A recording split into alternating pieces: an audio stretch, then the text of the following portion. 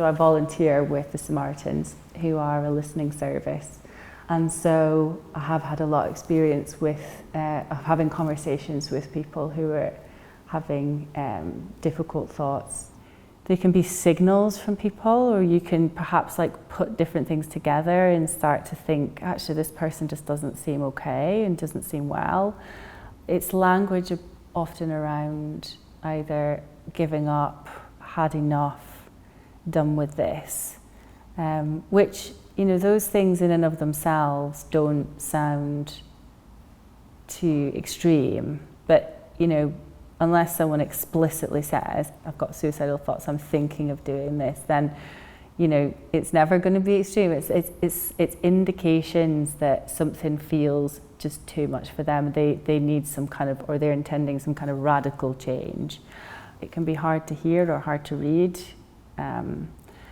But I think a key principle in communicating effectively in those situations is to be in that with them and ask, you know, inviting that question, are you feeling suicidal?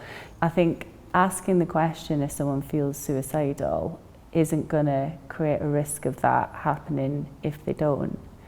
But if they do feel that way, it can be the first invitation to a conversation. If that person is there with suicidal thoughts and has never spoken and gets a message, are you okay? I get the sense that you're not. That could honestly be that first step towards a serious shift in them being able to share where they're at and potentially change their situation. Just being open and honest that, you know, I'm like so sorry to hear this, and I'm so glad that you told me how you feel. That could be enough. That could be enough. I think operating sensitively in these kinds of conversations is really just about giving space for it, as opposed to, you know, you're not there problem solving this situation for someone. You're just listening. So actually you're just opening up and giving space. Really avoiding any sense of judgment. Well, I think you should this, or, well, but why would you feel that if, you know, introducing your views about what someone's saying is, I don't think, going to facilitate them feeling, you know, accepted and opening up.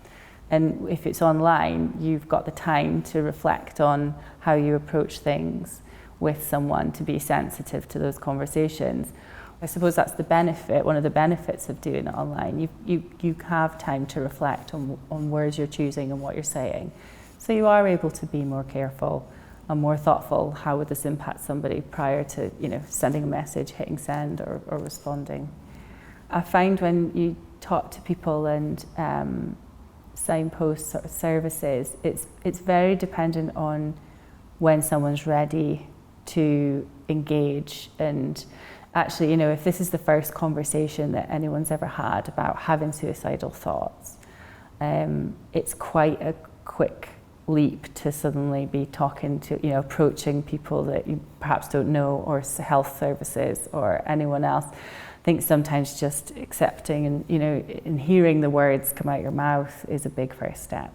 There's so many amazing services and channels of support for people as and when they're ready to use those.